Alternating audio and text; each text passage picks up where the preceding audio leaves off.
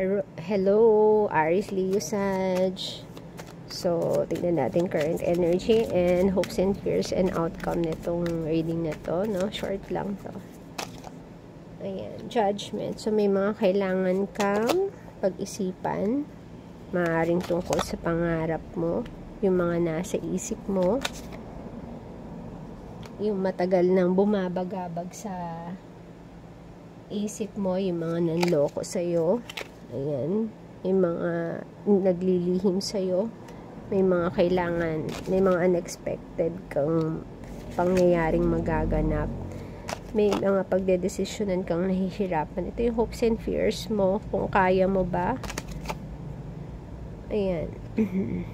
Outcome nito, 6 of Pentacles.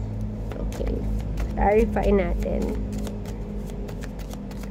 itong judgment na to. Judgment, 8 of Wands. Okay. So, maaaring yung iba sa inyo, merong mga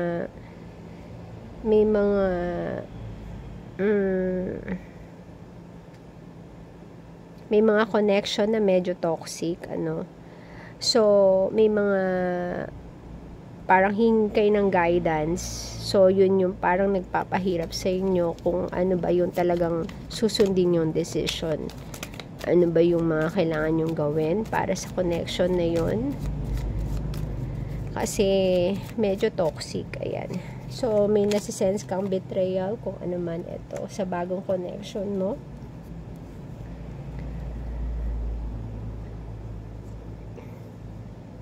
Ito yung kinakakitaan mo ng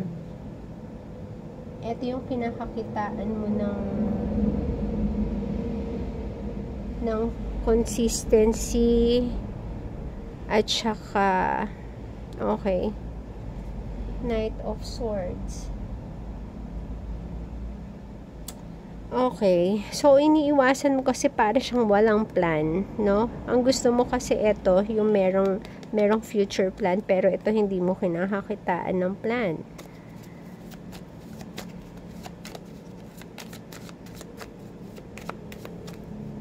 So, ano yung Star? So, yung pangarap mo na apektuhan, ayan. 4 of Pentacles, yes, hawakan mo yung mga belongings mo. Bakit? Meron bang gustong umagaw? Yes. Kung etong taong to ang gustong umagaw ng iyong pinaghirapan, syempre, gamitan mo ng intuition, ano? Maaari ito yung tao ay nasa malayo or maaaring ikaw gusto mong lumayo para protektahan itong assets mo, no? Gusto mo ng tuldukan ito. Maaaring ang pangarap mo dito is yung relationship niyo together pero parang hindi nag-work out.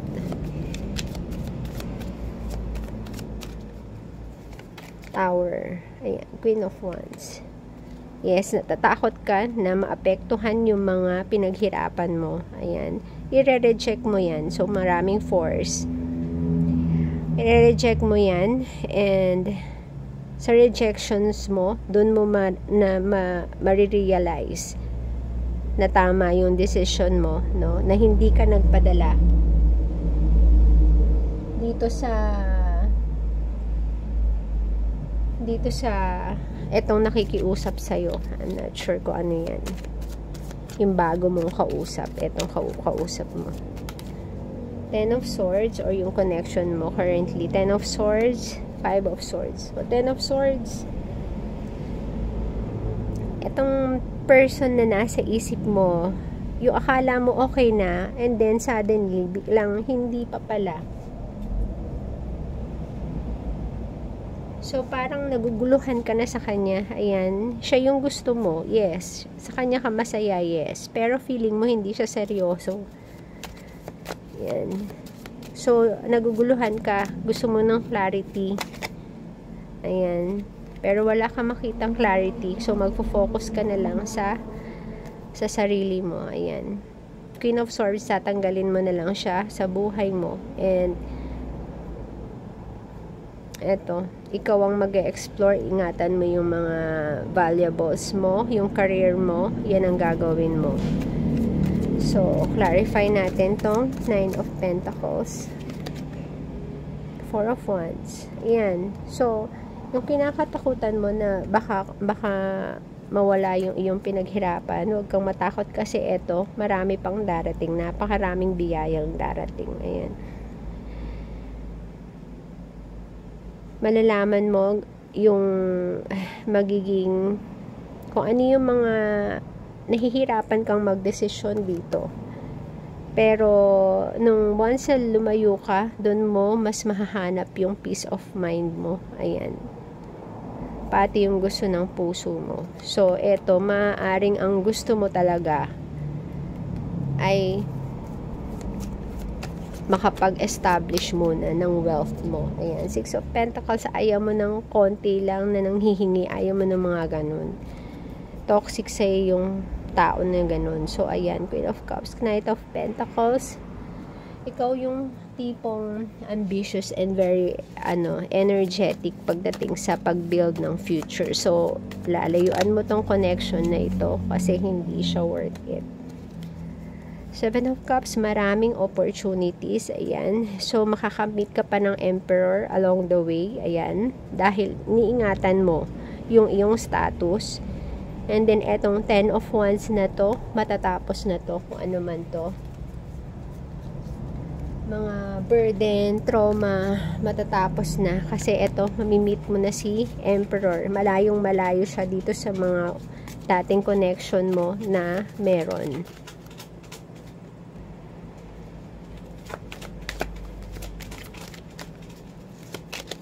Yan, Queen of Swords.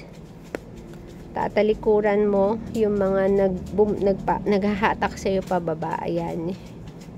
So, ito yung advice from yung maaaring iba sa intuition nila galing. Ayan, kasi kanina may intuition. And yes, dun mo makakamit tong tagumpay na yan. Yan. Ace of Wands. Yan. So, yes, etong meron kang dating connection na darating, no? Ito yung laman ng puso mo dati. Pero, mas pinili mo tong career opportunity na hindi ka naman nagkamali kasi dun ka masaya. Yun yung nagbigay sa iyo ng magandang kinabukasan and dun ka masaya eh. Yung sa pag-build mo. And yes, mas magiging masaya ka nga kasi dahil sa kinat mo ang mga taong hindi na maganda para sa buhay mo, yung mga negative, mga toxic na tao, eto, mamimit mo yung Emperor kanina, mamimit mo siya. So, ayun muna, at itong reading na to, napakaraming kaperahan ang darating. So, napakaraming biyayang darating para sa'yo. Hindi lang yung Emperor. Maaaring Emperor para sa iba, pero tingin ko yung iba kaperahan. So, yun muna. Thank you and God bless.